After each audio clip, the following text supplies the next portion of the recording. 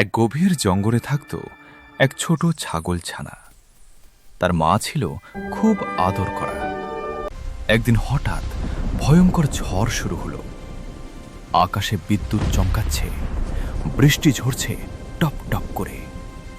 ঝড়ের মধ্যে ছাগল ছানাটা তার মাকে হারিয়ে ফেলল।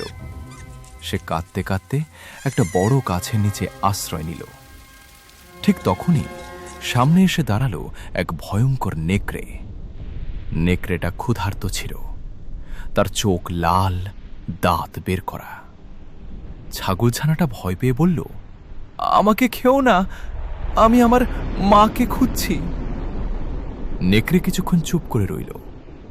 হঠাৎ সে দূরে তাকিয়ে দেখল এক শিকারের দল জঙ্গলে আগুন লাগাচ্ছে। নেকড়ে বুঝল আজ শুধু ছাগলছানা নয়, পুরো জঙ্গলেরই বিপদ। সে ছাগলছানাকে বলল, আমার পেছনে এসো। নেকড়ে ছাগলছানাকে নিয়ে জঙ্গলের ভেতরের নিরাপদ গুহায় নিয়ে গেল। পথে আগুন, ধোঁয়া, ঝড় সবকিছুর মধ্যে দিয়ে সে তাকে বাঁচিয়ে রাখল। শেষে গুহার সামনে দাঁড়িয়েছিল ছাগলছানার মা। মা ছাগল কেঁদে ফেলল। নেকড়ে চুপচাপ ফিরে যেতে লাগল। ছাগলছানা দৌড়ে গিয়ে বলল, তুমি খারাপ নও। নেকড়ে আকাশের দিকে তাকিয়ে চলে গেল।